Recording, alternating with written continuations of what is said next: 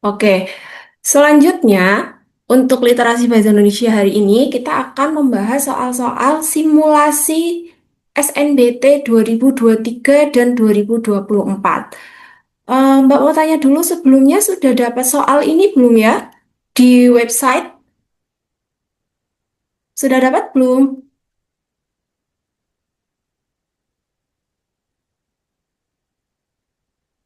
Sudah dapat belum?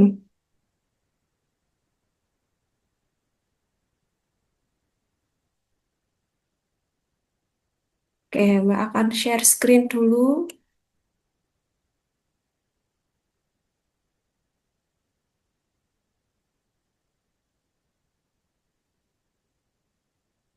Oke, ini adalah ya, soal-soal untuk literasi bahasa Indonesia. Oh iya, untuk mengawali les hari ini, marilah kita berdoa dulu ya. Berdoa menurut kepercayaan masing-masing, dipersilakan.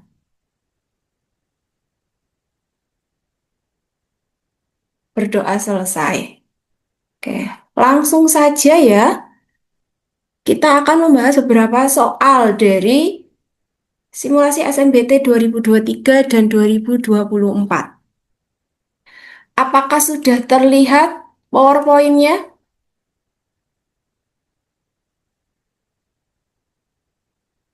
Sudah belum?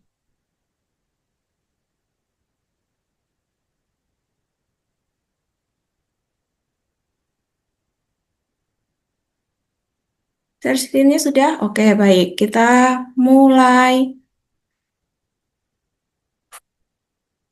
Jadi, untuk soal-soal literasi bahasa Indonesia itu nanti akan berkaitan dengan tentu saja materi-materi bahasa Indonesia. Materi yang akan diujikan itu hampir mirip dengan TKA juga. Sudah sebelumnya sudah ikut yang TKA bahasa Indonesia belum free kelasnya?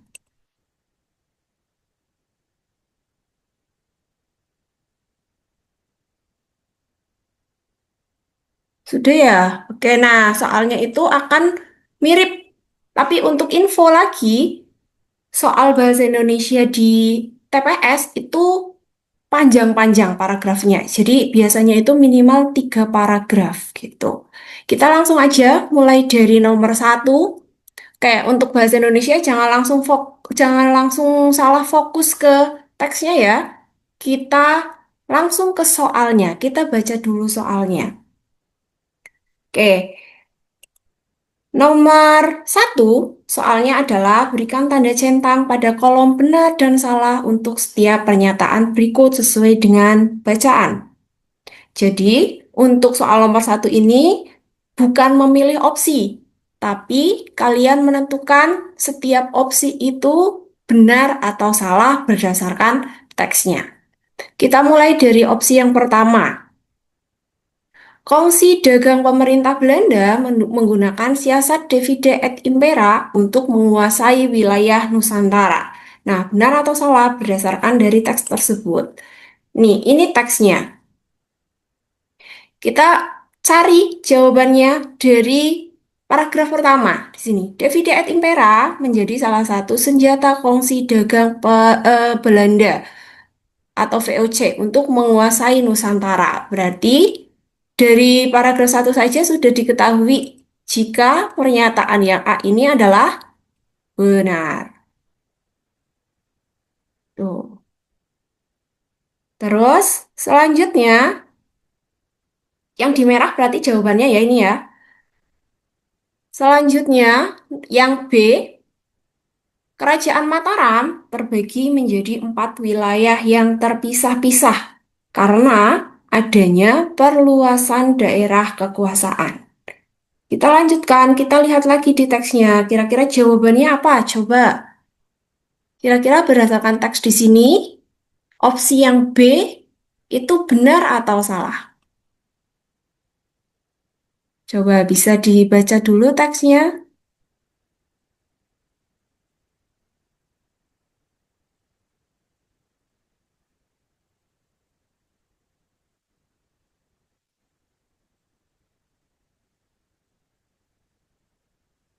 Ya, silakan dibaca dulu ya teksnya ya. Oh iya, sebelumnya maaf izin untuk off kamera ya, soalnya di sini sinyalnya susah. Jadi supaya sinyalnya lebih stabil, Mbak off-kan kamera.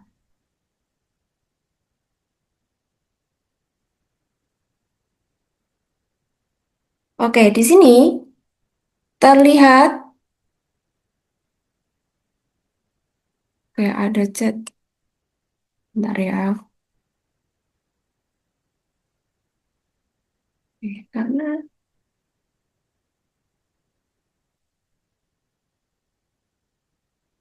di sini kita lihat dari lanjut dari paragraf kedua, Kerajaan Mataram.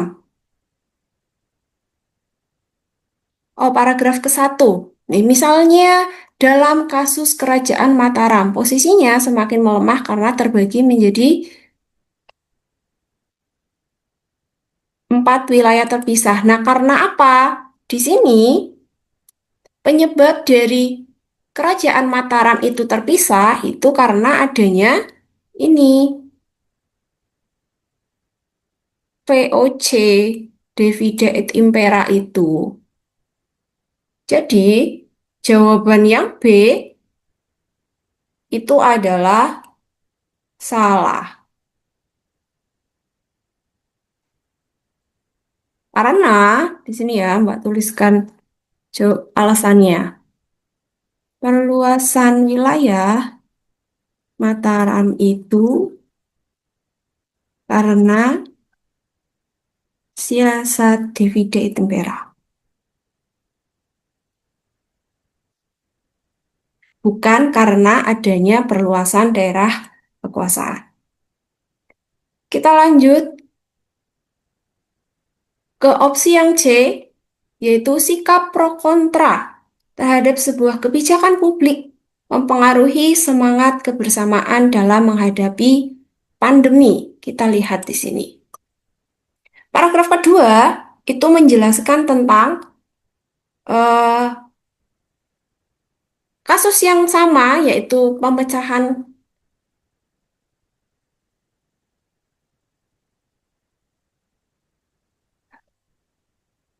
Maaf, saya ulangi.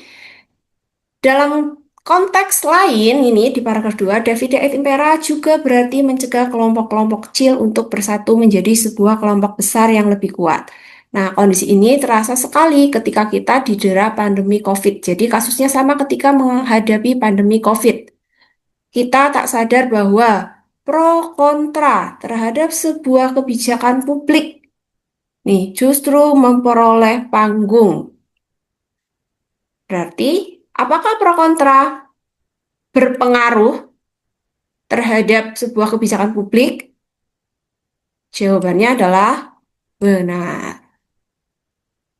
Tuh, mempengaruhi. Yang D, sikap bersama dalam menyikapi kebijakan publik memperoleh ruang dan ekspos luas dalam menghadapi pandemi. Kita lihat berarti masih di paragraf kedua tadi. Apa yang mendapat ekspos? Yaitu ini, bahwa pro kontra terhadap sebuah kebijakan publik misalnya justru memperoleh panggung. Panggung di sini diartikan itu sebagai panggung itu berarti ketika orang mendapat panggung, orang ketika di panggung itu berarti kan mendapat perhatian. Jadi apa yang mendapatkan perhatian atau expose adalah sikap pro kontra. Jadi bukan sikap bersama. Pernyataan yang D salah. Nih ya.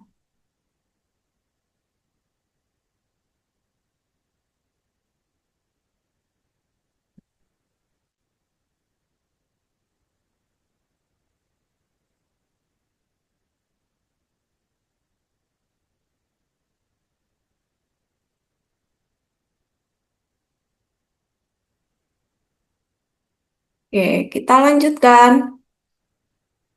Yang E, persentase tertinggi. warga masyarakat yang menolak vaksinasi justru terjadi pada wilayah yang merupakan pusat kasus. Di sini kita lihat paragraf ketiga, media sosial menjadi ajang untuk mengaduk-aduk jejak digital masa kelam. Lantas, langkah yang sudah mulai ke depan kembali mundur supaya untuk membentuk imunitas komunal pun memperoleh hambatan justru di pusat kasus. Nah, berarti ini pusat kasus. Jadi jawabannya adalah benar.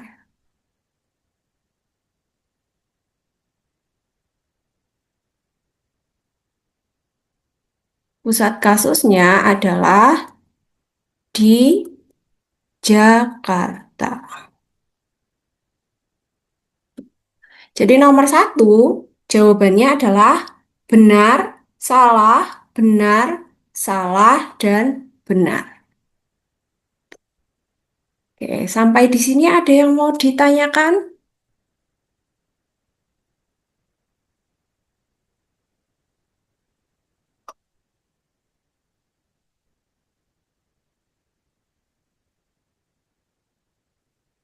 Ada yang ingin bertanya? Atau merasa penjelasannya kurang jelas?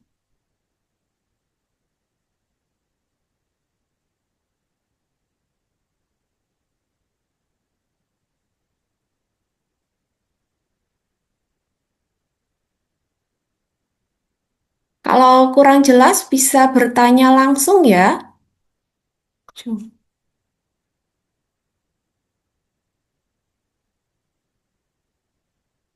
Kita lanjut nomor dua. Yang ditanyakan adalah simpulan. Simpulan yang tepat dari bacaan di atas. Nah, coba dibaca dulu opsinya. Terus nanti Mbak akan meminta kalian membaca lagi teksnya dan kira-kira mana simpulan yang tepat dari teks di atas. Coba silakan dibaca dulu soalnya.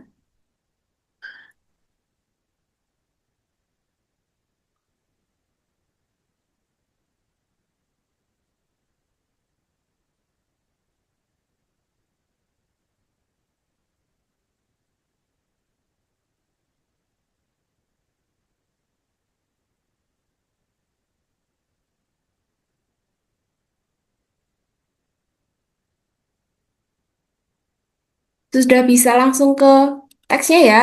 Coba silakan dari teks ini kira-kira kesimpulannya apa?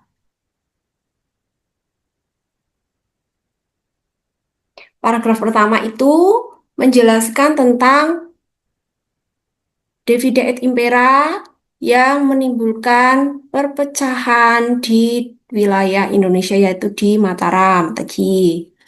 Terus paragraf kedua itu menjelaskan tentang konteks lain yaitu pada saat COVID, di mana sikap pro kontra yang justru mendapat panggung atau perhatian. Kemudian paragraf ketiga di sini menjelaskan bahwa kendala yang terjadi pada saat COVID adalah memperoleh hambatan justru itu di pusat kasus. Coba kira-kira simpulannya apa dari teks ini? Kembali lagi ke nomor dua ya. Nah, silakan. Coba jawabannya apa? Bisa disebutkan?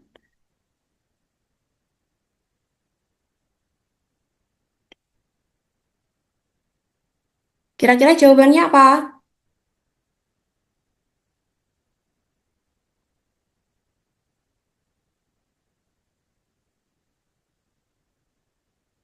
Ayo, dapat jawaban?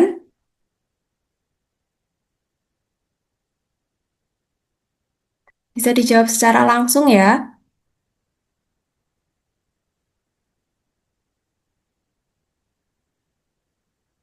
Kita lihat deh dari opsi A. Pemerintah Belanda dapat menguasai seluruh wilayah Nusantara dalam waktu yang lama karena menerapkan strategi divide et impera. Apakah ini kesimpulannya? Bukan. Karena teks ini itu tidak hanya membahas tentang divide et impera. Jadi, walaupun awal paragraf itu membahasnya itu divide et impera, tapi bukan itu yang dibahas secara keseluruhan. Selanjutnya opsi yang B. Kerajaan Mataram terbagi menjadi 4 wilayah terpisah karena adanya perebutan wilayah. Ini memang ada di teks, tapi ini bukan kesimpulannya. Terus, strategi divide et impera berupaya mencegah kelompok-kelompok kecil, bukan juga ya, karena teks ini tidak hanya terfokus pada divide et impera. Selanjutnya adalah kesepahaman dan kebersamaan semua pihak merupakan faktor penting dalam upaya menghadapi dan menyelesaikan masalah. Kayak bisa jadi, kenapa? Karena kalau kita lihat dari paragraf pertama, walaupun ini tentang divide et impera, dia menjelaskan bahwa bagaimana sih saat itu rakyat menghadapi VOC. Terus di paragraf kedua dijelaskan dalam konteks lain, yaitu ketika masyarakat menghadapi pandemi COVID. Oke, jadi jawaban yang D bisa jadi kita simpan dulu ya. Kita lihat jawaban yang E. Media sosial dapat menjadi sarana mengekspresikan pro dan kontra dalam menyikapi kebijakan publik. Bukan ini poinnya. Jadi, jawabannya adalah yang D. Nih ya, simpulannya adalah yang D, yaitu tentang bagaimana sih cara menghadapi sebuah permasalahan.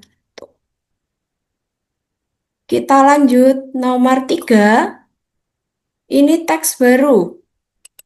Soalnya adalah pernyataan di bawah ini yang merupakan opini penulis sesuai dengan bacaan.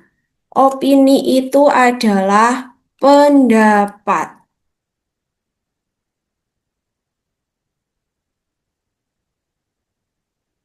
Pendapat berarti di sini kamu cari dulu kalimat opini di teks. Bagaimana caranya? Berarti kamu harus cari apa sih ciri-ciri dari kalimat opini atau yang menunjukkan itu pendapat gitu. Oke, silahkan coba dibaca teksnya.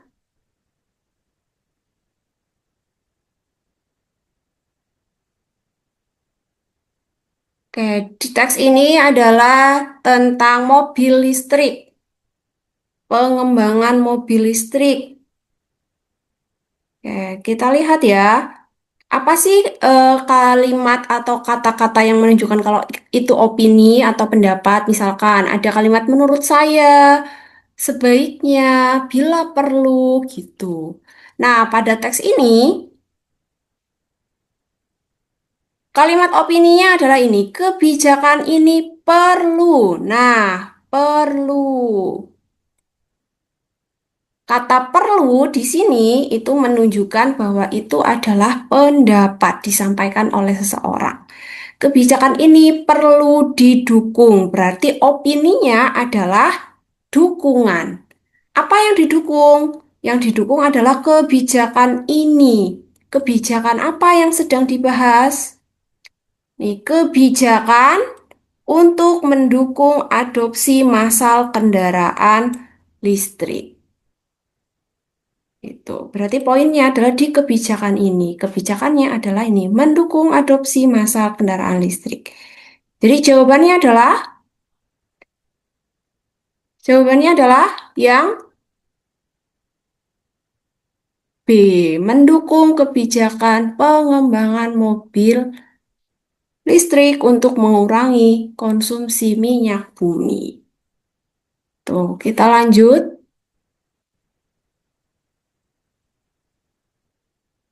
Oke, sekilas info berkaitan dengan soal nomor 3. ada perbedaan antara kalimat opini dan kalimat fakta. Seperti yang tadi Mbak jelaskan bahwa ketika kamu ditanya, mana sih kalimat opini dari teks? Kamu harus cari dulu di dalam teks mana kalimat opininya. Nah, untuk tahu mana kalimat opini atau bukan, berarti kamu harus bisa membedakan ciri-ciri dari kalimat opini dan satu lagi adalah kalimat fakta. Kita mulai dari kalimat opini. Kalimat opini yang pertama adalah dia bisa berupa pendapat. Pendapat itu bisa persetujuan, bisa dukungan, bisa penolakan, atau membandingkan gitu misalnya. Nah, apa sih tanda-tanda kalau itu adalah opini atau pendapat? Yang pertama ada kata-kata misal atau kalimat menurut saya gitu. Nah, kalau menurut saya itu kan berarti sebuah opini yang disampaikan oleh seseorang. Terus bisa opini persetujuan, saya setuju atau saya mendukung, perlu bila perlu gitu. Terus saya tidak setuju gitu atau sebaiknya gitu. Itu adalah pendapat. Jadi kalau ada kata-kata seperti ini, berarti itu termasuk ke dalam kalimat opini. Selanjutnya, kalimat opini yang kedua itu adalah berupa perkiraan. Perkiraan itu berarti sesuatu yang belum pasti atau bisa juga eh, sebuah asumsi gitu. Jadi misalkan ada kata-kata diperkirakan gitu. Nah, itu adalah opini karena itu belum terjadi atau belum pasti. Selanjutnya, yang kedua adalah yang disebut dengan kalimat fakta. Biasanya kalau kita membahas tentang fakta itu adalah sesuatu yang beneran ada gitu atau bukan hoax gitu. Nah, konteksnya bukan itu ya, menunjukkan kalimat itu opini atau fakta itu dilihat dari struktur kalimatnya. Kalau kalimat fakta, yang pertama yang termasuk kalimat fakta adalah kalimat-kalimat yang berisi dengan data. Baik data berupa angka atau kuantitatif maupun data-data yang bukan angka atau data kualitatif. Selain data berupa angka atau data berupa kalimat gitu ya yang menunjukkan sebuah data itu bisa juga dilihat dari misalkan kalau itu sebuah undang-undang gitu. Nah, itu adalah kalimat fakta. Terus yang kedua adalah merupakan definisi atau pengertian yang paten. Jadi misal pengertian tentang sesuatu atau definisi sesuatu yang itu sudah dipatenkan, misalkan berasal dari kamus, berasal dari buku yang memang sudah dipatenkan gitu. Nah, itu merupakan kalimat fakta, definisi. Selanjutnya, yang ketiga adalah berupa hasil riset atau teori. Kalau misalkan lomba, teori itu kan juga disampaikan oleh seseorang. Jadi, kenapa teori bukan opini? Kalau teori itu adalah hasil penelitian, hasil riset yang sudah dibuktikan. Jadi, itu masuk ke dalam kalimat fakta. Itu sekilas info untuk kalimat. Selanjutnya, contohnya nih, ada dua kalimat. Kalimat pertama, gempa bumi yang terjadi di kota A pada Senin lalu mengakibatkan 50 rumah rusak parah dan 12 warga mengalami luka ringan.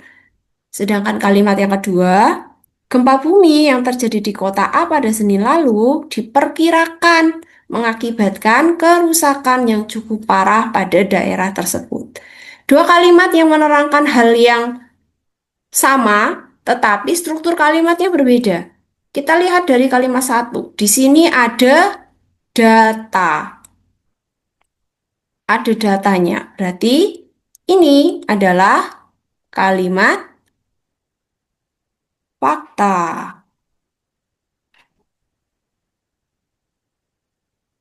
Sedangkan kalimat dua, nih, diperkirakan. Diperkirakan itu artinya dia adalah asumsi. Sehingga kalimat kedua ini termasuk ke dalam opini. Tuh. Ini untuk sekilas materi tentang membedakan kalimat fakta dan kalimat opini. Jadi kalau di nomor 3 ini, Opsinya kan memang mendukung semua ya. Jadi, opininya adalah dukungan. Tinggal yang kamu harus cari adalah apa yang didukung. Tapi biasanya soal lain itu opsinya berbeda. Bisa saja A mendukung, B menolak, C tidak setuju, D menyetujui, dan seterusnya. Berarti kan kamu harus mencari dulu kalimat opininya itu apa? Apakah dukungan, apakah persetujuan gitu. Nah, caranya adalah kamu mencari di teks tersebut mana kalimat opininya. Tuh. Kita lanjut. Nomor 4. Untuk nomor 4 adalah mencari pernyataan yang ya atau tidak. Sama ya dengan yang tadi benar atau salah. Kita mulai dari opsi yang A. Mobil listrik sudah dikenal di abad 20. Ya atau tidak? Kita lihat teksnya ya. Nah, kita lihat dari paragraf 1. Meskipun mobil listrik tidak dapat dikatakan sebagai penemuan abad 21. Berarti ditemukan abad 21 atau bukan?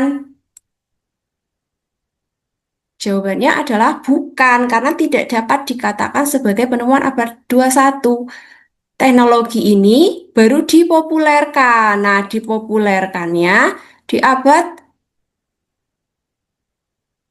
sebelumnya berarti. Karena pas 21 itu sudah ada, tapi bukan ditemukan di abad 21. Berarti kan ditemukannya di abad sebelumnya. Sebelumnya adalah abad 20. Jadi jawabannya adalah iya. Ini ya, jawabannya ada di paragraf 1, kalimat 1. Selanjutnya, ke opsi yang B. Menurut mobil listrik dapat menempuh jarak yang jauh dalam sekali pengisian baterai. Kita lihat, ada, aduh maaf, tadi di sini paragraf ketiga, kalau tidak salah, di paragraf ketiga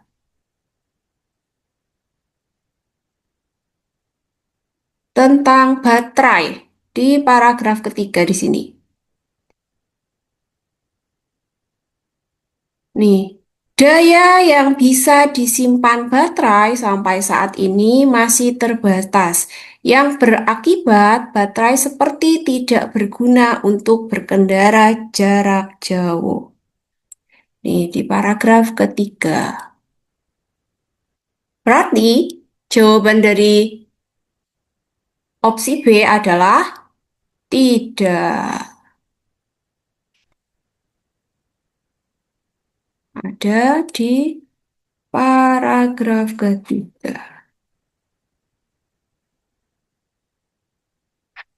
Selanjutnya yang C. Mesin listrik yang menggerakkan mobil mengandung komponen yang membuat mobil listrik lebih berisik dibandingkan dengan mobil bensin.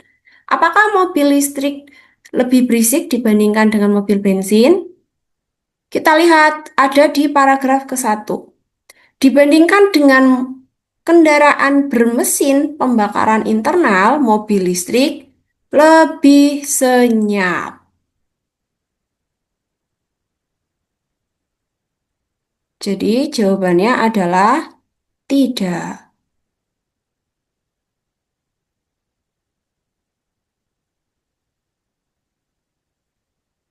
Ada di paragraf 1.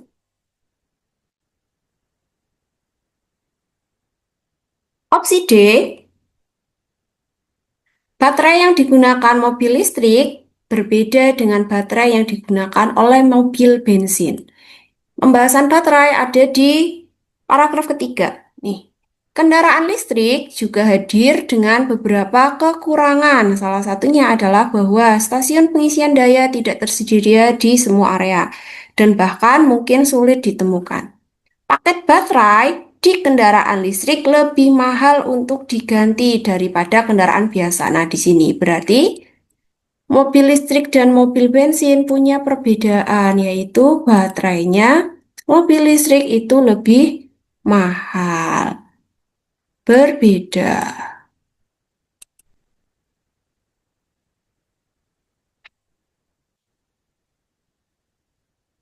Selanjutnya, opsi yang E, insentif non-tunai merupakan salah satu kebijakan pemerintah sejumlah negara dalam mendukung pengembangan mobil listrik.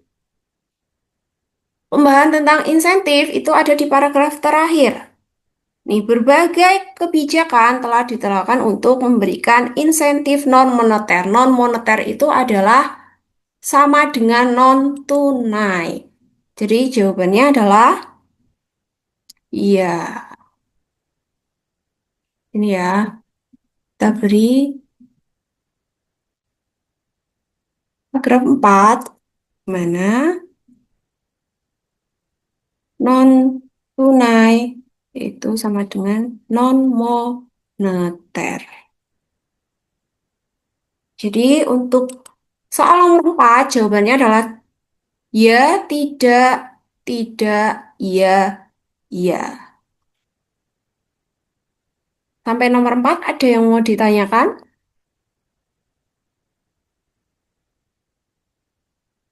Apakah penjelasannya sejauh ini jelas?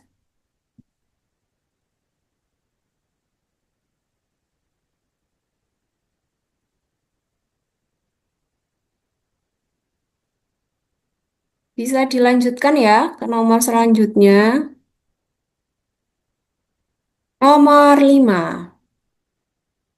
Menurut bacaan, alasan utama dikembangkannya mobil listrik adalah, coba kalian jawab dulu ya. Apa sih alasan utama dari dikembangkannya mobil listrik berdasarkan teks ini? Coba dicari jawabannya.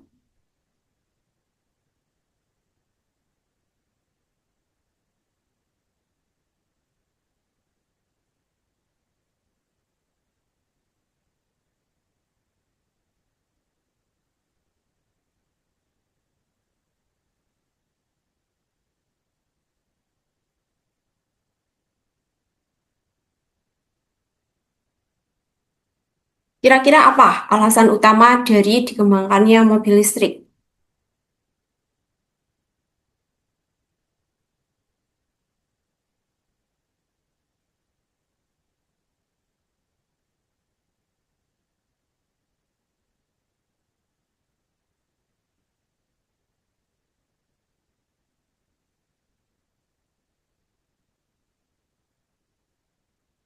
Ada yang mau menjawab?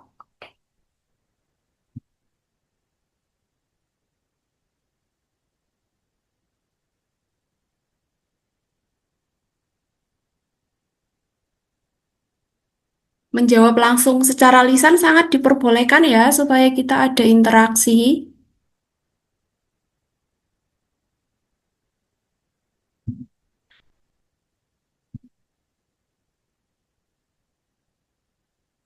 Oke, kita kembali ke opsi, ke soalnya. Menurut bacaan, alasan utama dikembangkannya mobil listrik. Yang pertama, cadangan minyak bumi akan segera habis.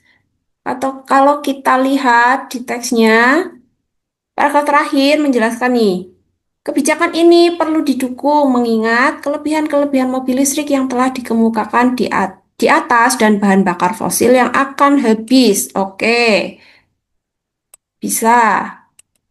Kita lihat opsi selanjutnya. Kita simpan dulu opsi A. Kita lihat dulu opsi B. Gas buang yang dihasilkan ramah lingkungan.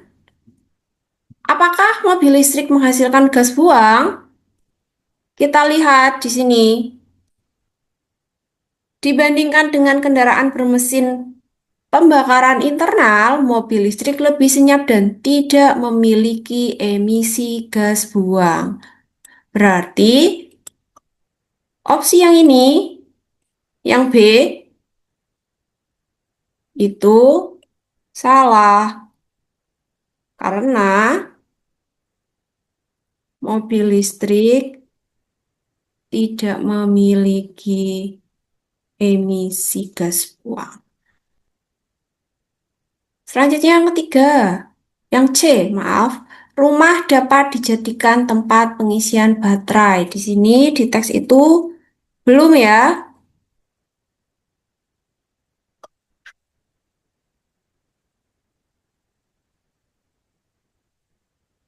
Dan mobil listrik semakin populer dalam beberapa tahun. Bukan karena populer. Jadi bukan karena populer dikembangkannya.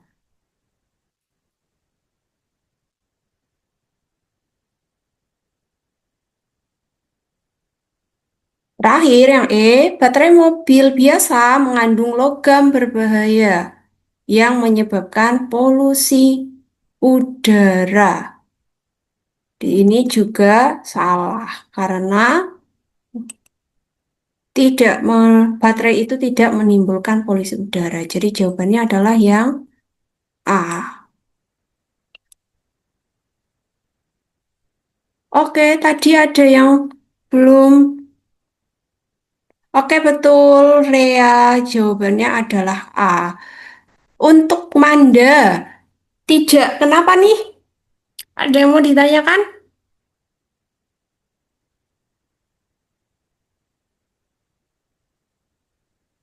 Ada yang mau ditanyakan, Manda?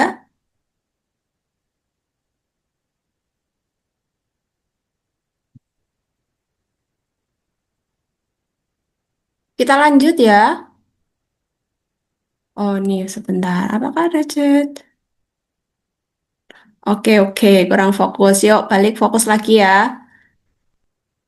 Cadangan minyak bumi. Jawabannya betul yang A. Kita lanjut. Nomor 6. Kekurangan dari mobil listrik sesuai dengan bacaan. Kira-kira apa kekurangannya? Coba cari ya kekurangannya. Apakah teknologi baterai belum berkembang baik dan harganya mahal? Apakah ada jawaban itu tadi di teks?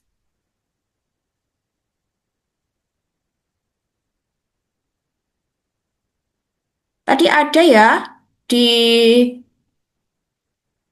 paragraf ketiga nih lebih mahal. Oke, kita simpan dulu, kita save dulu yang jawaban keenam. Terus jawaban yang A.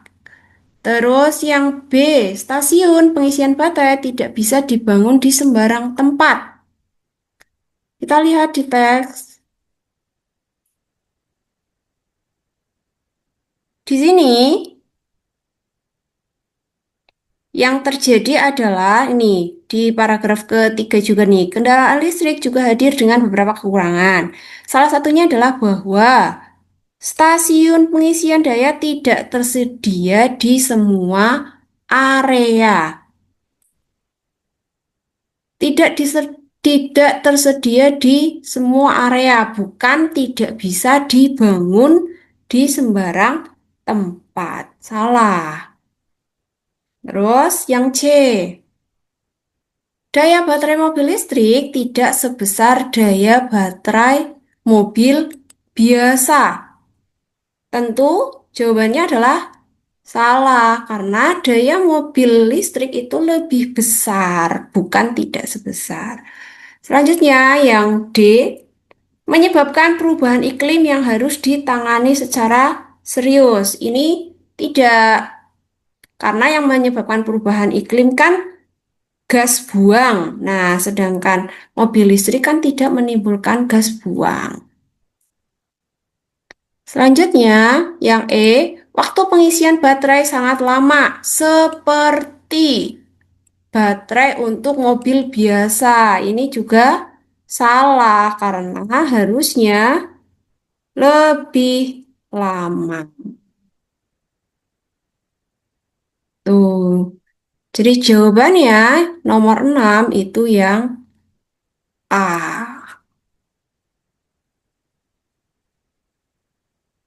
Kita lanjut. Nomor 7, teks baru yaitu galaktosa. Nah, yang ditanyakan adalah makna kata galaktosemia. Coba, apa makna galaktosemia? Bisa silakan dibaca dulu teksnya. Galaktosemia berarti ada di paragraf kedua. Coba, kira-kira apa sih makna galaktosemia?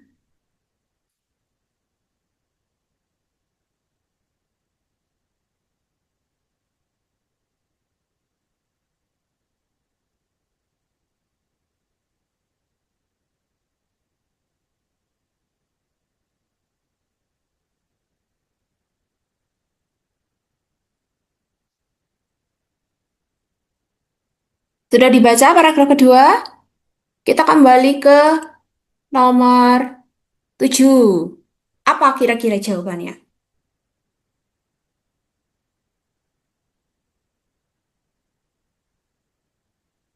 Makna kata galaktosemia.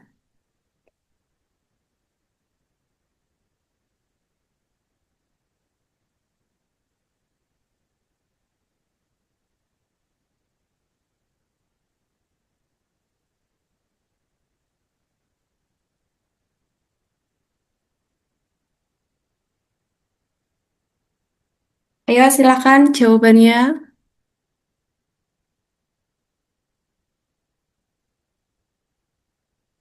Oke, ada yang menjawab. B.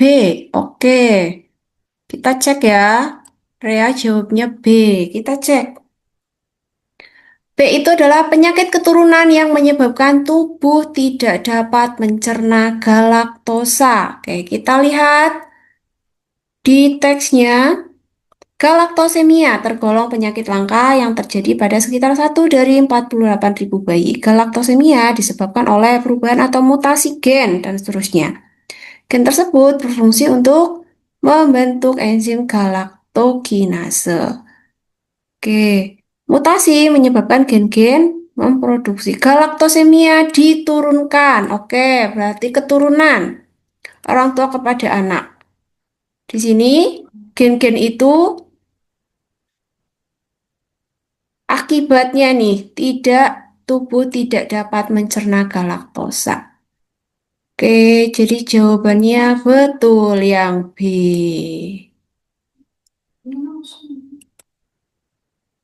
Oke, ada di. Jadi untuk mencari makna ini harus membaca dengan detail ya. Selanjutnya, nomor 8. Dalam bacaan, terdapat pernyataan galaktosemia tergolong penyakit langka yang terjadi pada sekitar 1 dari 48.000 bayi di seluruh dunia. Pernyataan berikut yang merupakan penjelasan yang tepat atas pernyataan tersebut adalah, nah, kira-kira apa sih yang kalimat mana sih yang bisa menjelaskan dari kalimat ini? Tipsnya adalah kalau soal seperti ini, kamu mencari kata kunci. Tips mengerjakannya adalah cari kata kunci pada kalimat.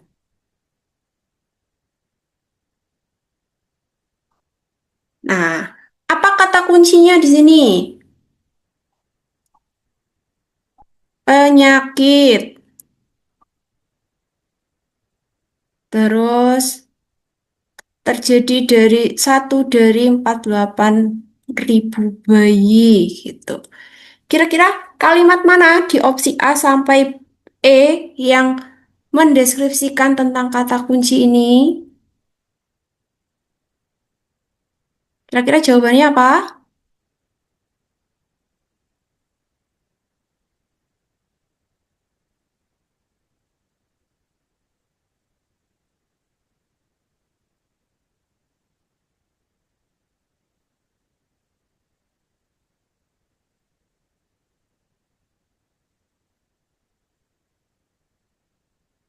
Kita lihat ada yang menjawab jawabannya. Kita lihat B atau E nih. Kita lihat dari E. Bayi dengan galaktosemia dapat hidup normal jika segera diberikan penanganan yang tepat. Apakah menunjukkan deskripsi dari penyakit langka? Tidak. Jawabannya bukan yang E. Kalau yang B, gen-gen yang berfungsi untuk membentuk enzim galaktokinase. Di sini tidak nyambung dengan gen ya. Di pernyataan ini kan tidak ada tentang gen, jadi salah juga. Coba kita lihat dari opsi A. Galaktosemia disebabkan oleh perubahan mutasi gen GALT, GALKI, dan GALE. Ini juga membahas tentang gen, padahal di pernyataan ini itu tidak ada tentang gen. Yang C, mutasi yang menyebabkan gen. Ini juga gen lagi, padahal bukan. Jadi jawabannya adalah yang D. Karena ini penyakit langka terjadi sekitar 1 dari 48.000 bayi. Ini yang lebih tepat adalah yang ini diturunkan. Karena kan bayi penyakit langka itu diturunkan dari orang tua kepada anak dalam pola penurunan autosomal resesif. Jadi jawaban yang lebih tepat adalah yang D. Opsi A sampai opsi C itu deskripsinya itu tentang gen. Padahal di sini tuh tidak ada gen di kalimat ini. Terus yang E itu menjelaskannya tentang penanganan. Padahal di sini belum belum membahas penanganan. Jadi jawabannya adalah yang D. Oke, ada yang ingin bertanya? Oke, sesuai prediksinya nih, ada yang jawab D sepertinya. Oke, betul jawabannya D. Lanjut, nomor 9. 9 ini ada kutipan novel. Pertanyaannya adalah tema kutipan novel tersebut. Coba silakan dibaca dulu soalnya, nanti dibaca teksnya.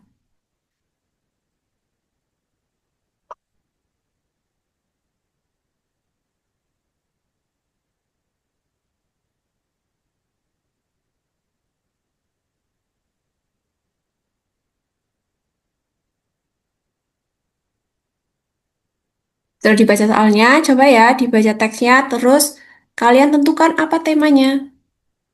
Nah, ini teksnya.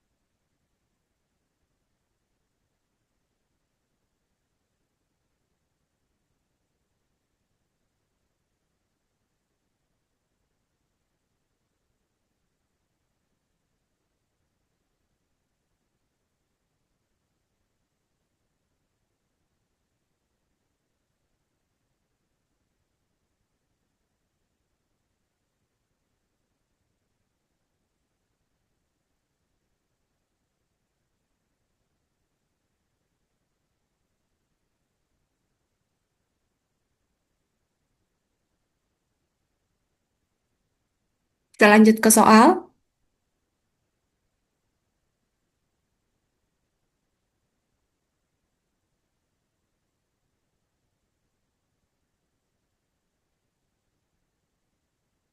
Ini soalnya. Jawabannya apa?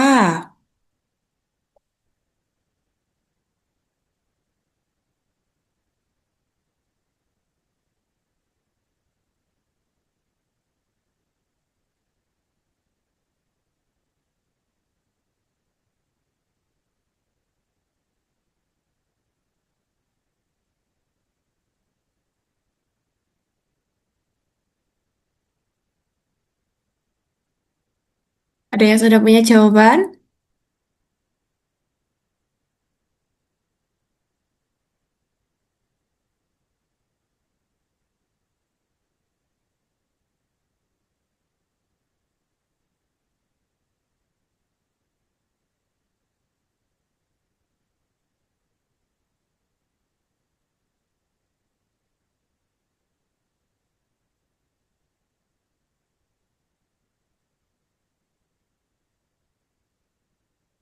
Teks ini itu membahas tentang dua orang.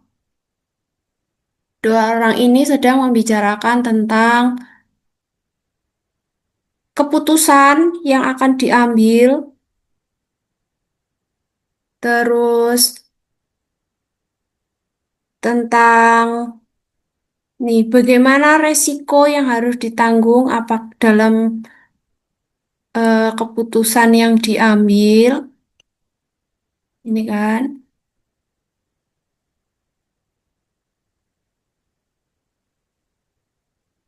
oke, ada yang menjawab nih. Jawabannya apa? A. Oke, kita lihat. Kenapa A jawabannya? Cara pandang seseorang terhadap orang lain dalam bersikap dan memahami sebuah keputusan. Kenapa? Pilihannya adalah A.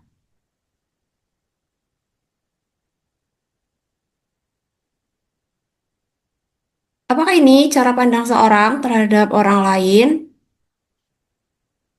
Di sini kan menjelaskannya tuh lebih bahwa si tokoh satu ini tuh sedang memberikan apa ya, kayak opini atau pendapatnya kepada tokoh satunya, yaitu Suki di sini ya, bahwa segala segala keputusan yang kamu ambil itu harus ditanggung. Nih, terus berarti kan menggambarkan tentang orang yang sedang memberikan nasihat.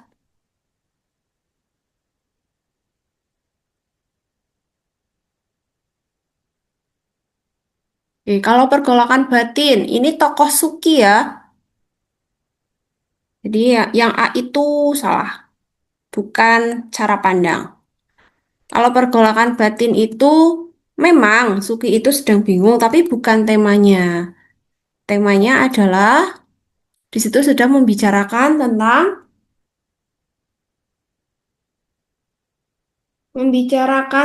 cara mengambil sebuah keputusan dalam menjalani hidup dan risiko tanggung jawab yang harus diambil dari pilihan yang diambil. Jadi jawabannya yang tepat adalah yang apa? Yang D, betul. Ini ya, yang D jawabannya. Selanjutnya, nomor 10. Nah, nomor 10 ini pernyataan berikut yang mencerminkan ketegasan dan memegang prinsip hidup. Prinsip hidup apa? Berarti berkaitan dengan nomor 9 yaitu temanya tentang keputusan akhir tentang keputusan akhir cara menjalani hidup menjadi tanggung jawab diri sendiri. Berarti kira-kira dialog yang mana yang mencerminkan itu?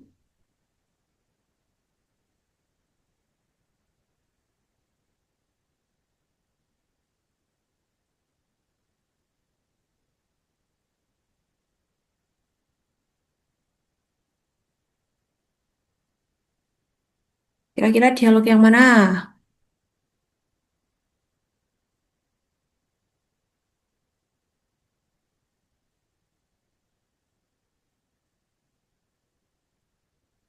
Tentang prinsip hidup tadi, cara mengambil keputusan dan tanggung jawab yang harus diambil. Ada yang jawab D, ada yang C. Kita lihat yang D. Menurutku, anak-anak harus dididik untuk belajar mengambil keputusan dan menanggung hasilnya.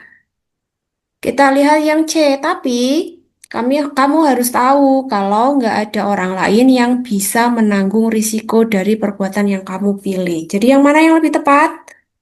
Yang sesuai dengan konteksnya adalah yang C jawabannya. Bahwa si salah satunya itu nih, dia menegaskan kan, bahwa kamu harus tahu kalau nggak ada orang lain yang bisa menanggung risiko dari perbuatan yang kamu pilih. Gitu. Jawabannya adalah yang C. Ada yang mau ditanyakan dulu?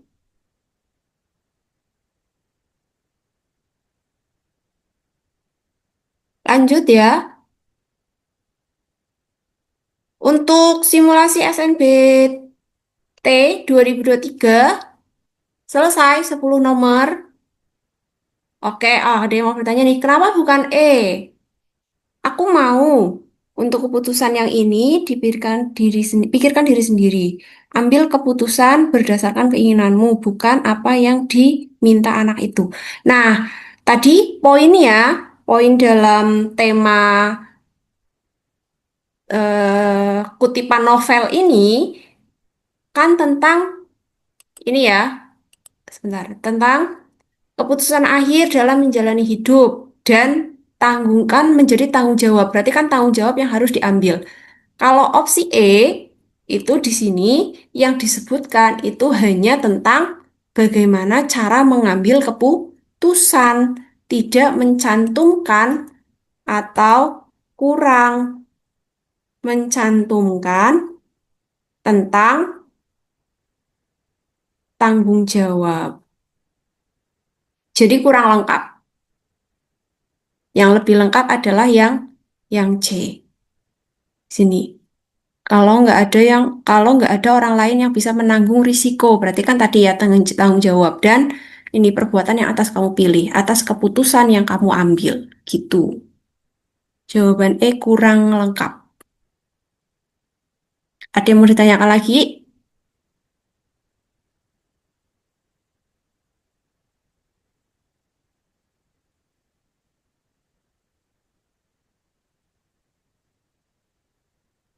Tidak ada. Kita lanjut. Nah, untuk SN, oh berarti sesuai tema ya Kak, kalau menjawab soal seperti itu. Oke. Jadi, karena pertanyaan di sini kan mencerminkan ketegasan dalam memegang prinsip hidup yang muncul dalam kutipan novel. Iya, jadi dikaitkan dengan nomor 9-nya, di mana yang dimaksud prinsip hidup di teks ini itu adalah tentang mengambil keputusan dan tanggung jawab, gitu. Jadi dikaitkan tadi dengan apa sih isi dari teks ini, gitu. Kebetulan nomor sebelumnya itu dengan apa tentang tema. Jadi kan bisa dikaitkan, oh ya tadi temanya apa ya gitu. Nah, di sini berarti prinsip hidupnya yaitu tentang tema tadi, nyambung dengan temanya. Begitu? Masih ingin bertanya? Masih bingung nggak?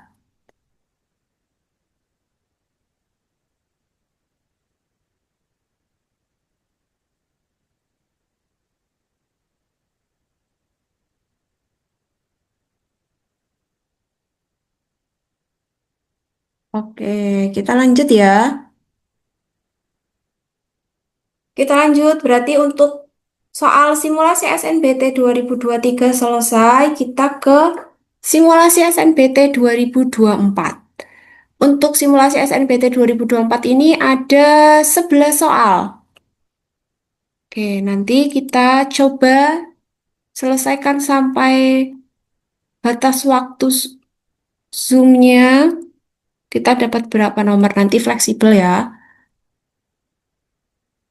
Kita mulai dari nomor satu. Seperti biasa harus baca soalnya dulu. Ada bacaan, terus nomor satu. Sesuai dengan bacaan, gambaran karakter Bumus yang paling tepat adalah seorang guru yang A. Bertindak mandiri karena menyusun sendiri silabus mata pelajaran dan seterusnya. Yang B. Memiliki wawasan luas karena mendidik moral, demokrasi, hukum, keadilan, dan hak asasi. Yang C. Berwawasan futuristik karena memberikan mata pelajaran yang pihak lain belum membicarakannya. Yang D, berbudi pekerti luhur karena mengajarkan mata pelajaran budi pekerti, moral, dan hukum. Dan yang E, memiliki kearifan lokal karena menggali nilai luhur dari diri sendiri. Oke, coba ya, silakan dibaca teksnya. Dicari, apa sih karakter Bumus? Bagaimana karakter Bumus?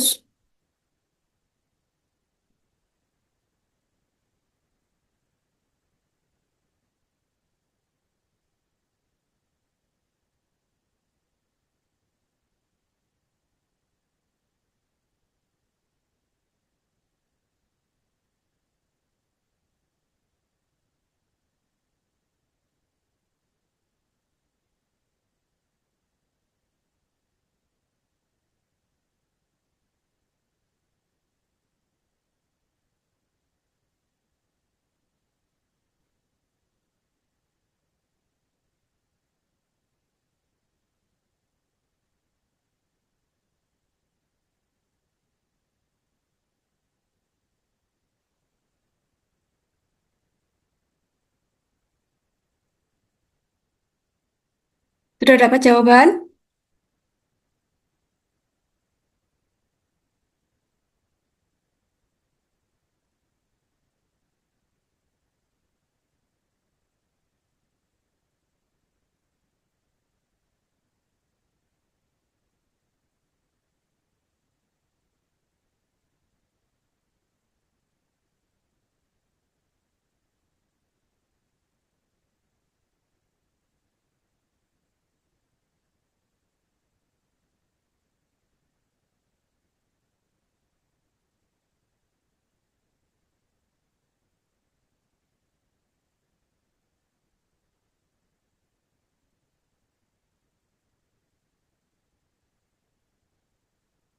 Kira-kira apa jawabannya nomor satu? Gambaran karakter. Berarti ini adalah materi tentang perwatakan atau penokohan. Kira-kira jawabannya apa?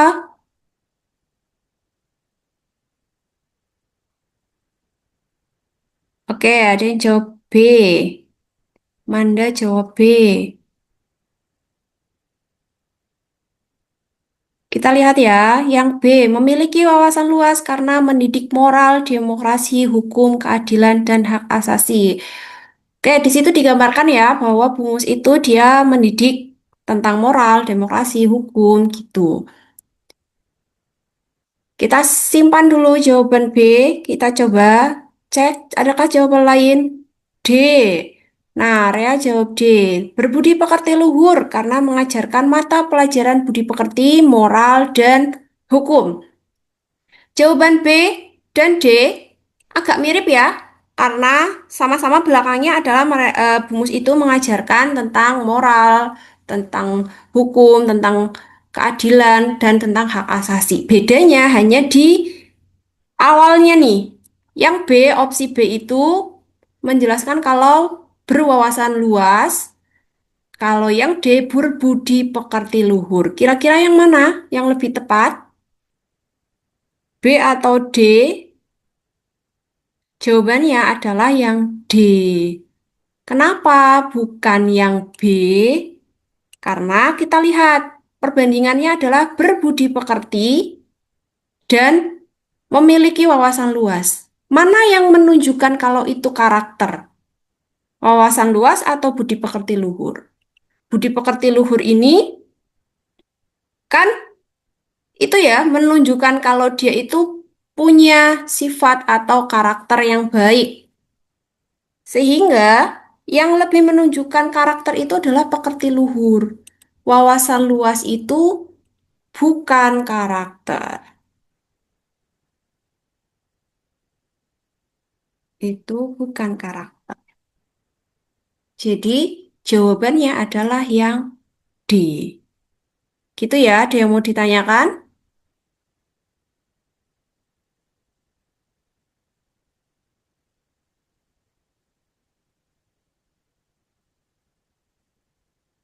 Cukup jelas? Kita lanjut ke nomor 2. Ada yang bertanya nih. Bertanya nggak? Oh, belum ada. Oke. Lanjut. Nomor 2. Ungkapan. Kami tersihir dalam senyap. Tergambar dari perilaku tokoh sebagai berikut. Coba bisa dicermati opsi A sampai E. Dilihat.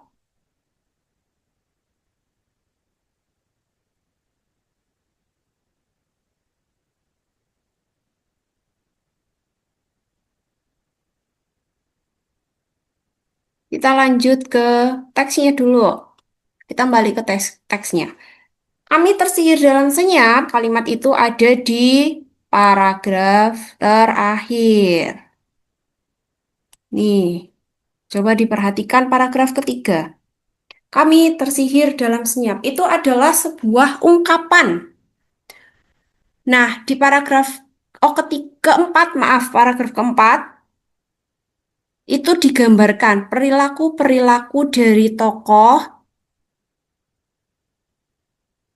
dalam cerita ini yang menunjukkan perilaku tersihir dalam senyap. Apa saja perilaku yang ada di sini? Kita lihat ya. Nih, mulai saat itu kami tak pernah memprotes. Ya, kami tidak pernah memprotes.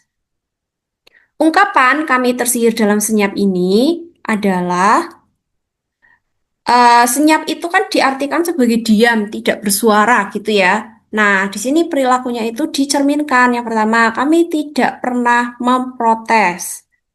Pernah suatu ketika hujan turun dan seterusnya. Nih, topik kerucut dan daun lapis. Seterusnya, apalagi perilakunya? Nih, kami sehari pun tidak pernah bolos dan tidak pernah mengeluh. Ada lagi nih perilakunya. Jadi ada tiga perilaku. Kami tak pernah memprotes, kami sehari pun tak pernah bolos, dan kami tak pernah mengeluh. Jadi kira-kira mana jawaban yang paling tepat?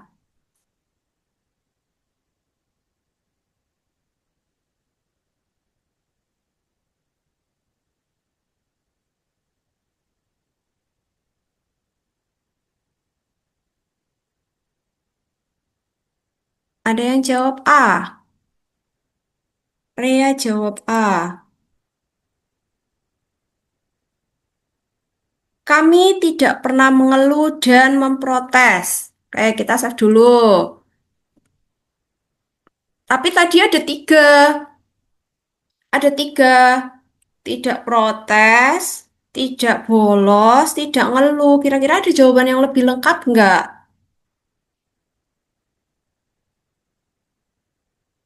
Ini kurang ya, jawaban yang A. Jawaban yang A salah karena kurang lengkap. Jawaban yang lebih lengkap adalah yang C, betul. Kami tidak pernah bolos dan mengeluhkan kondisi sekolah kami. Di situ, di sini tidak pernah membolos dan mengeluhkan. Nah, mengeluhkan ini kan bisa mewakili mengeluh dan protes gitu. Jadi jawaban C itu lebih tepat. Ada yang mau ditanyakan? Ya, lebih mewakilkan tiga perilaku dalam teks tersebut. Oke, kita lanjut. Nah, ada info nih, ada info lagi terkait dengan materi atau soal di nomor 2, yaitu tentang makna kata. Di sini Mbak akan menjelaskan sedikit tentang materi makna kata, karena tadi di sini di nomor 2 itu kita membahas tentang sebuah ungkapan.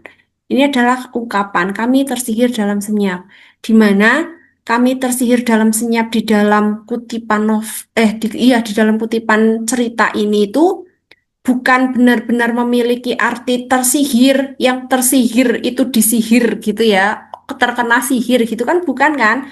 Terus senyap di sini itu tadi disimbolkan dengan tidak mengeluh, tidak memprotes. Nah, apa sih materinya? Jadi, Mbak akan menjelaskan tentang sebuah makna kata, yaitu makna denotatif dan makna konotatif. Makna denotatif adalah makna kata sebenarnya atau makna asli dari kata tersebut. Itu. Misalkan tadi ada kata-kata tersihir. Nah, kalau makna denotatifnya dari tersihir itu berarti tersihir yang benar-benar terkena sihir gitu. Sedangkan jika tersihir yang tadi di soal sebelumnya itu tidak memiliki arti kata tersihir dalam makna sesungguhnya, berarti itu masuk ke dalam makna konotatif atau makna bukan sebenarnya, disebut juga dengan makna kiasan. Jadi, sebuah kata atau kalimat itu bisa memiliki makna berbeda, disesuaikan dengan konteks kalimatnya atau konteks bacaannya. Jadi, kamu menentukan sebuah kalimat atau kata itu maknanya konotatif atau denotatif itu di dihubungkan dengan teksnya. Coba ya, contohnya ini. Teks ini itu sedang membicarakan tentang Bumus, seorang guru yang sedang menceritakan tentang kondisi Bung Karno saat itu untuk memotivasi siswanya. Tiba-tiba ada kalimat kami tersihir dalam senyap.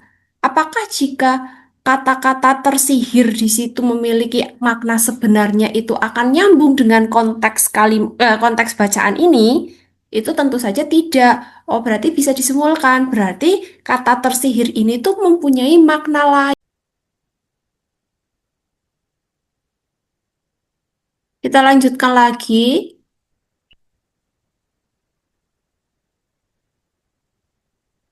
Iya nih, sama nih. Tadi juga tiba-tiba terpental, hilang. Kayak mulai, kita ulangi ya dari eh, materi makna kata. Jadi makna kata itu ada beberapa. Yang pertama disebut dengan makna denotatif. Makna denotatif itu disebut dengan makna sebenarnya, makna asli dari kata atau kalimat. Sedangkan yang kedua disebut dengan makna konotatif. Makna konotatif itu adalah makna bukan sebenarnya atau biasanya disebut juga dengan makna kiasan. Jadi sebuah kata atau kalimat punya makna lain yang bukan makna sebenarnya dari makna itu. Bagaimana cara menentukannya? Adalah dengan melihat konteks kalimat atau bacaannya. Kita contohkan dari teks ini. Tadi ada kalimat kami tersihir dalam senyap. Kalau misalkan kata tersihir di sini itu mengandung makna sebenarnya yang tersihir, terkena sihir gitu ya, punya makna terkena sihir. Apakah nyambung dengan konteks cerita ini yang sedang menceritakan tokoh Bumus, seorang guru dan yang sedang menceritakan tentang kondisi sel Bung Karno? Tentu saja tidak nyambung. Oh, berarti kamu bisa menyimpulkan, berarti kata tersihir ini tuh bukan tersihir artinya, tapi punya makna selain itu. Nah, itu berarti menunjukkan kalau kata tersihir di teks itu mengandung makna konotatif. Misalkan,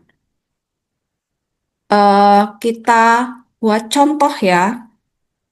Kita contoh kalimat lain deh. Kalimat satu, misalkan, nih. Contohnya adalah kata bermain api.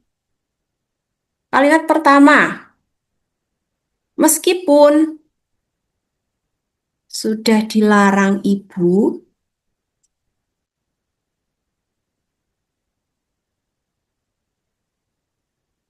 adik tetap saja bermain api. Ini kalimat pertama. Kalimat kedua,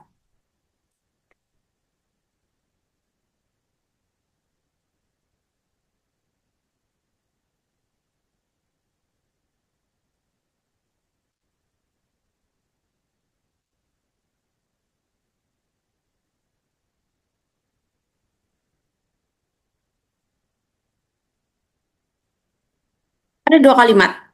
Kalimat yang kedua, pahlawan itu bermain api karena berani menantang penjajah.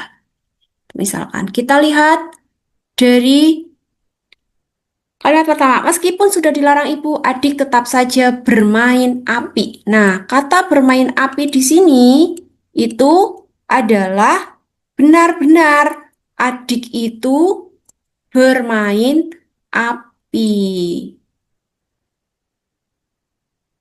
Berarti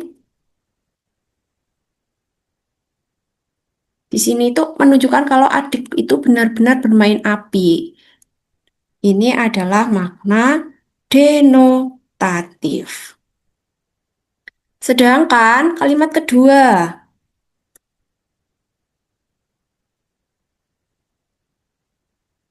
pahlawan itu bermain api karena berani menantang penjajah. Nah, kamu bisa kaitkan bermain api itu apa sih? Sesuatu yang apa? Sesuatu yang misalnya bermain api adalah sesuatu yang membahayakan gitu. Berarti konteks di sini pahlawan itu bermain api. Artinya adalah melakukan sesuatu yang berbahaya. Tuh, sehingga di sini konteks kalimatnya adalah konotatif. Tuh. Ini untuk makna kata denotatif dan konotatif. Selanjutnya ada makna kata ketiga, ups, maaf, yaitu makna leksikal. Makna leksikal adalah makna pada kamus, di mana satu kata itu dapat memiliki lebih dari satu arti. Contohnya, misalkan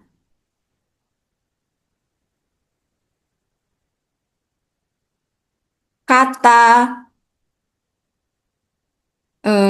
jalan. Misalkan kata jalan. Kata jalan itu bisa diartikan sebagai objek. Kalau objek, dia menunjukkan bahwa jalan itu adalah tempat, aduh, tipe tempat yang dilalui atau dilewati gitu ya. Sebuah tempat itu jalan. Nah, jalan punya eh, makna lain dalam konteks lain. Kalau misalkan jalan itu sebagai aktivitas, berarti jalan itu kan adalah aktivitas berjalan. Kan gitu. Itu ya, itu makna pada kamus. Jadi satu kata itu biasanya punya lebih dari satu arti. Yang ketiga, yang keempat, maaf kok ini tiga ya. Yang keempat adalah makna gramatikal.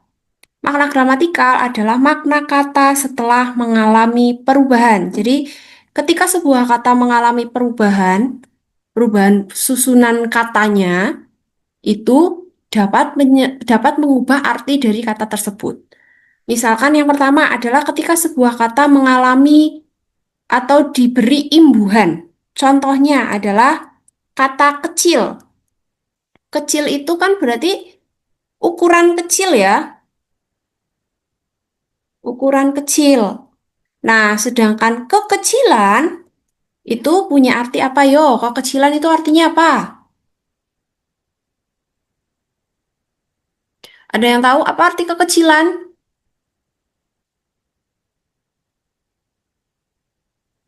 Dia mau berpendapat, apa arti kata kekecilan? Kalau biasanya kamu bilang kekecilan gitu, itu apa artinya?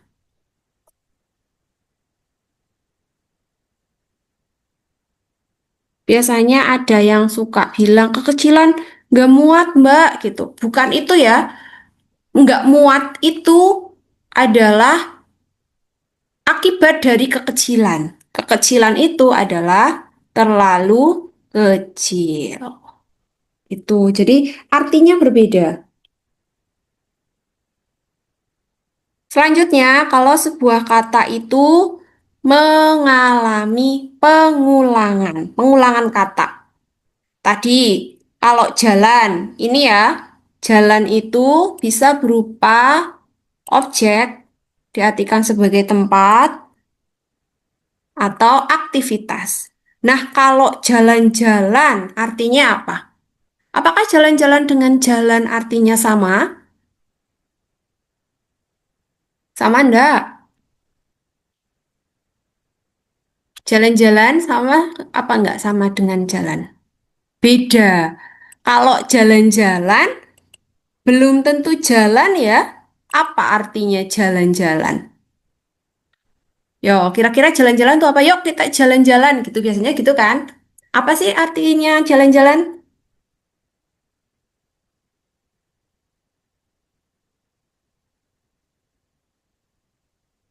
Kata kerja seperti pergi keluar. Oke, betul. Jalan-jalan itu artinya adalah bepergian. Jadi sebuah kata mengalami perubahan struktur kalimat, struktur kata, maaf, itu bisa mengubah arti dari kata tersebut. Itu ya. Oke, sampai sini untuk materi makna kata ada yang mau ditanyakan? Ada yang ingin bertanya?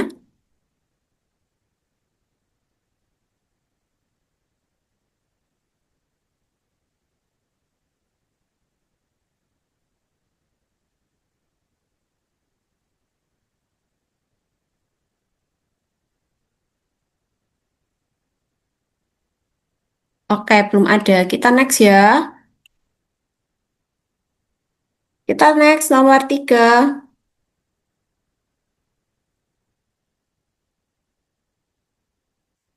Tujuan Bumus menunjukkan dan menjelaskan gambar kondisi sel penjara Bung Karno yang sempit untuk menanggapi keluhan muridnya tentang kondisi sekolah adalah kira-kira jawabannya apa?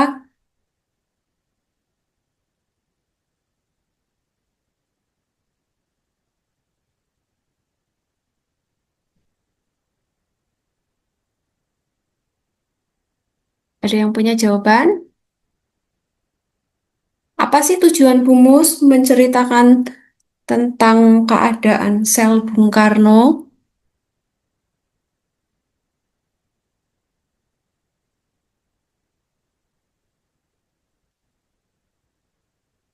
Apakah A menggambarkan penderitaan Bung Karno?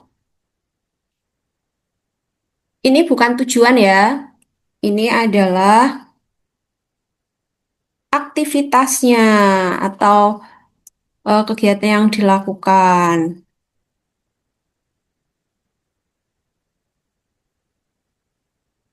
Jawabannya betul. Membuktikan lokasi yang sangat buruk tetap bisa menguatkan tekad belajar Bung Karno. Di situ kan Bumus memotivasi murid-muridnya untuk tetap semangat belajar seperti Bung Karno walaupun keadaan sekolahnya itu kurang baik.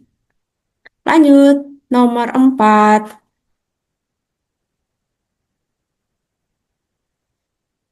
Nomor 4, ini ada teks. Teksnya itu tentang EHR. Ini, Electronic Health Record. Coba silakan dibaca soal nomor 4. Tabel. Tabel dalam bacaan merupakan sepenggal riwayat kesehatan. Nah, berarti ini kita lihat tabelnya ya. Kita lihat opsi yang pertama dulu. Seorang pasien wanita yang saat ini mengeluhkan penyakit diabetes yang dialaminya. Oke, kita lihat tabelnya. Ini tabelnya. Dalam tabel kondisi masa lalu selama kehamilan kedua, otomatis dari tabel ini kita bisa tahu kalau pasien ini adalah seorang wanita karena itu hamil, kondisi kehamilan berarti opsi pria otomatis kita coret tuh ya karena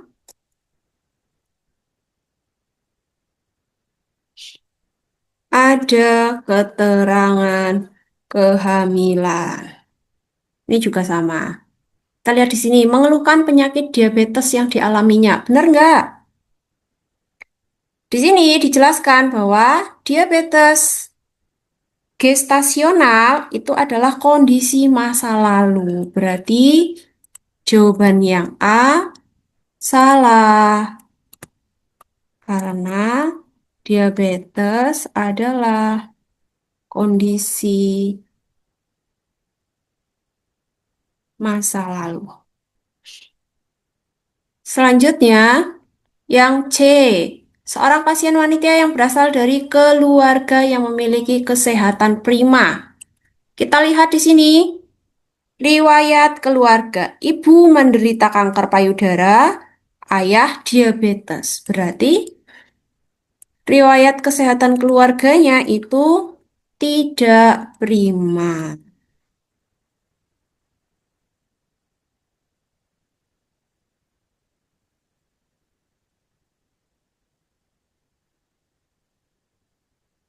Terus, jadi jawabannya yang betul adalah yang E.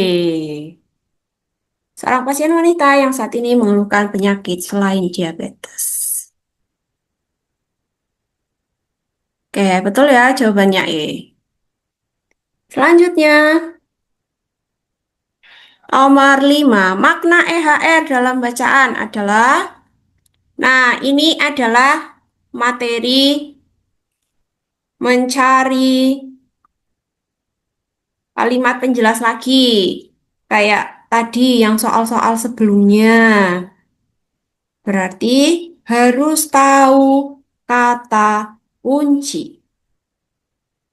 Karena yang ditanya adalah makna EHR, kuncinya adalah, cara cepatnya adalah EHR itu kepanjangan dari Electronic Health Record, kan?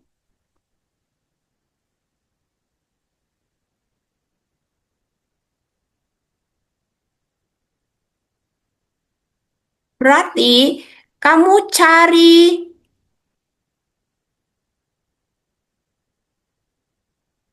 mana penjelasan yang mencakup tiga ini tentang elektronik, health, dan record. Kira-kira mana jawabannya?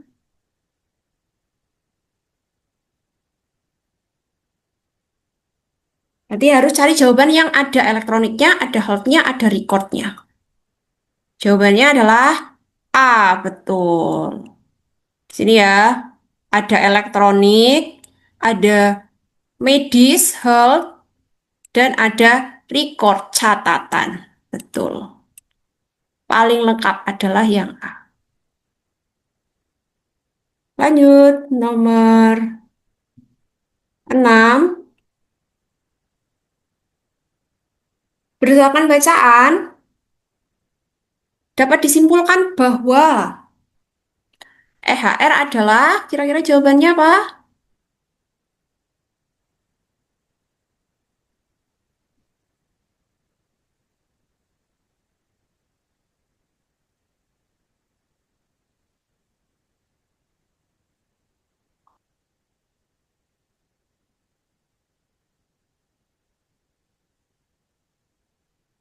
Ada yang punya jawaban?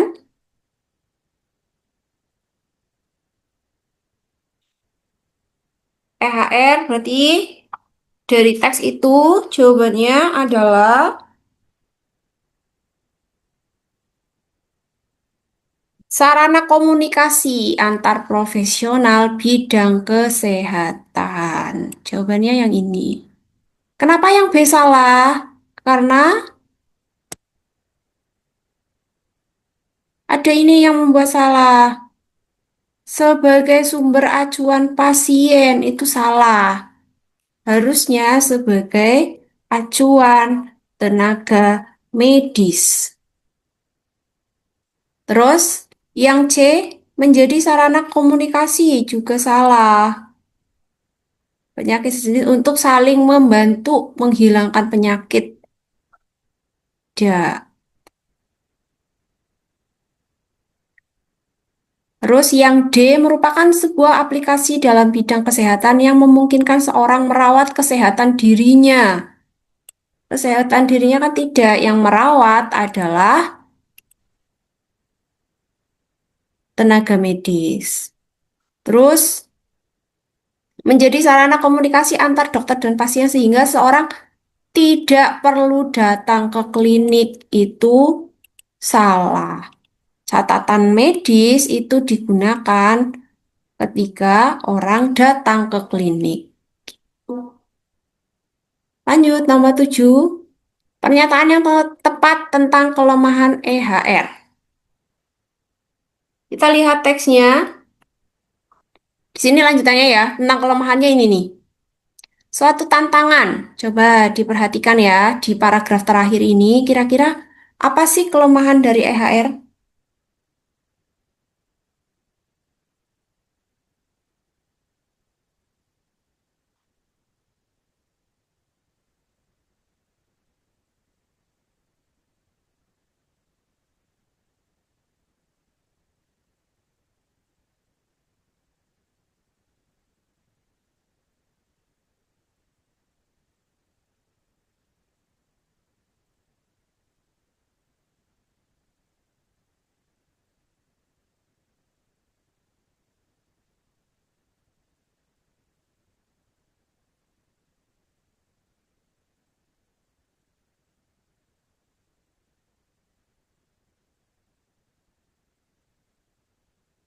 Apa jawabannya kelemahan EHR?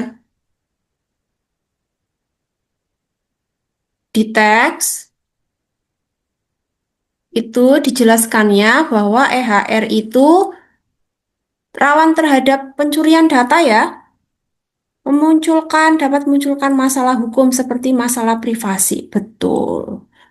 Karena permasalahannya di sini adalah tentang masalah privasi.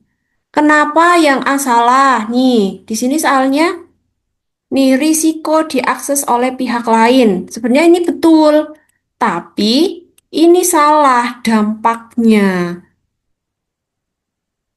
Yang membuat salah ini dampaknya. Dampaknya bukan pada kesehatan, tapi kepada masalah privasi. Jadi jawabannya yang E. Lanjut nomor 8. Nomor 8 ini ada teks lagi. Pertanyaannya, menurut teks, kondisi iklim yang terjadi pada bulan Juli 2023.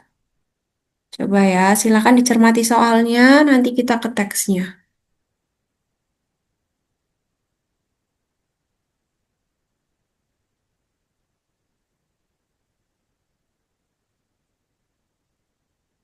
Kita ke teksnya. Nah, kondisi iklim itu ada di paragraf pertama. Apa yang terjadi? Ini ya, data suhu global 3 pekan pertama Juli merupakan rata-rata suhu bumi berada 1,5 derajat Celcius di atas rata-rata. Di atas rata-rata. Abad eh, tahun 1700 dan awal 1800. Berarti jawabannya adalah yang B. Ini ya jawabannya. Rata-rata suhu bumi 1,5 derajat Celcius lebih tinggi dari 2 abad sebelumnya. 2 abad sebelumnya kan awal 1700 dan 1800-an.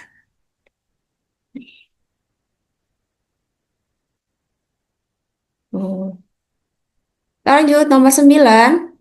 Ungkapan kemanusiaan berada di kursi panas. Yo, ini ada di awal paragraf. Kemanusiaan berada di kursi panas. Kira-kira kalimat kemanusiaan berada di kursi panas ini memiliki makna denotatif atau konotatif? Yo, coba dicermati.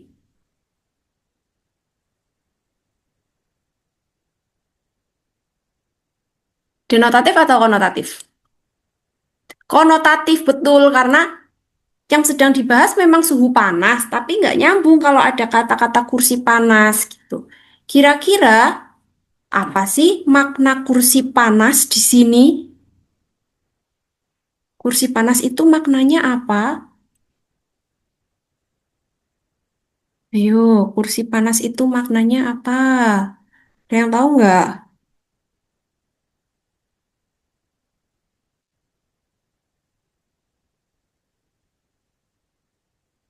Ada jawab, oh, Rea jawab A, Manda jawab D.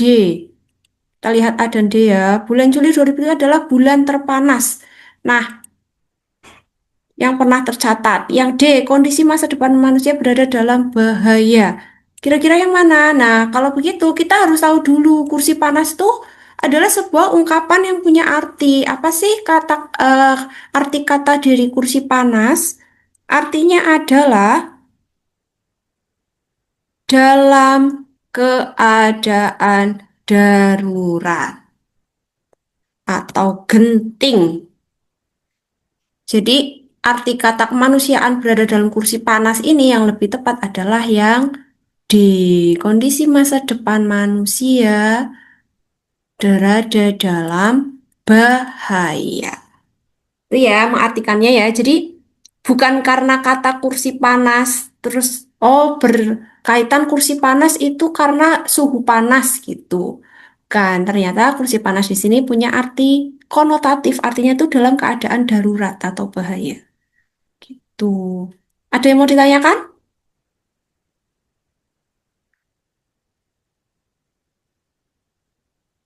Tidak. Kita lanjut. Nomor 10. Dampak yang terjadi ketika upaya mitigasi dan adaptasi perubahan iklim hanya menjadi rencana dan wacana. Kita lihat dampaknya nih, dampak dari perubahan suhu yang panas ini adalah ini nih. Kita semakin sering melihat petani terus menjerit gagal panen, nelayan kian jauh melaut. Jadi, jawabannya apa di sini? Kira-kira apa?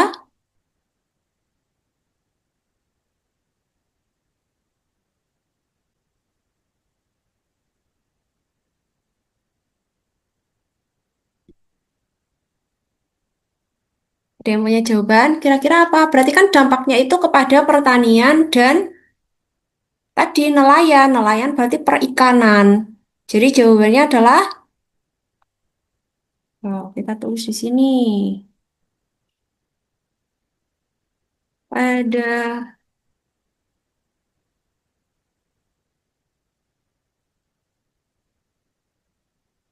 yang jawab nih. Jawabannya adalah D, betul. Produksi pertanian dan perikanan akibat cuaca yang tidak mendukung. Menurun. Selanjutnya, terakhir nomor 11 untuk SNBT 2024. Dalam paragraf 5 ada pernyataan ini.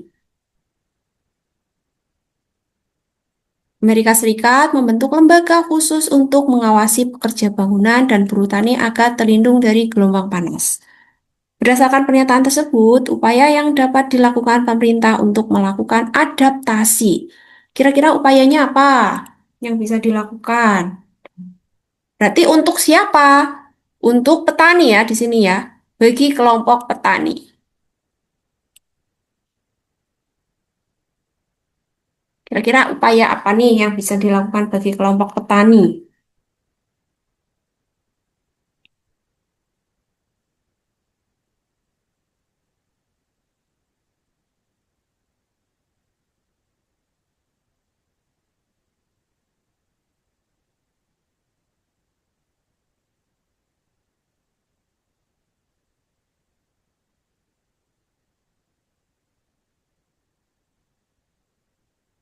Ada yang punya jawaban?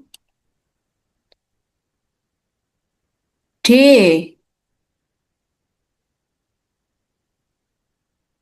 Menyosialisasikan penggunaan alat pelindung diri ketika bertani. Betul. Jadi, programnya itu kan bagaimana petani bisa bekerja tapi dia terlindung dari perubahan iklim panas itu adalah menyosialisasikan penggunaan alat pelindung diri. Oke, sampai sini ada yang mau ditanyakan? Ada yang mau bertanya? Selesai ya, berarti untuk pembahasan soal simulasi SNBT dan 2023 dan 2024 selesai. Semoga apa yang kita pelajari hari ini bisa dipahami dan bisa bermanfaat. Terima kasih untuk yang sudah hadir dari awal sampai akhir. Sebelum ditutup, adakah yang ingin bertanya?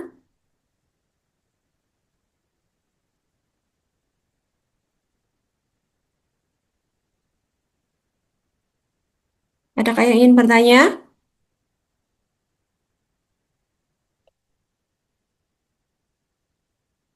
Jika tidak, karena sudah habis ya waktunya, sudah maghrib juga, Mbak tutup ya pertemuan hari ini. Mbak ucapkan terima kasih untuk yang sudah hadir, sudah menyimak.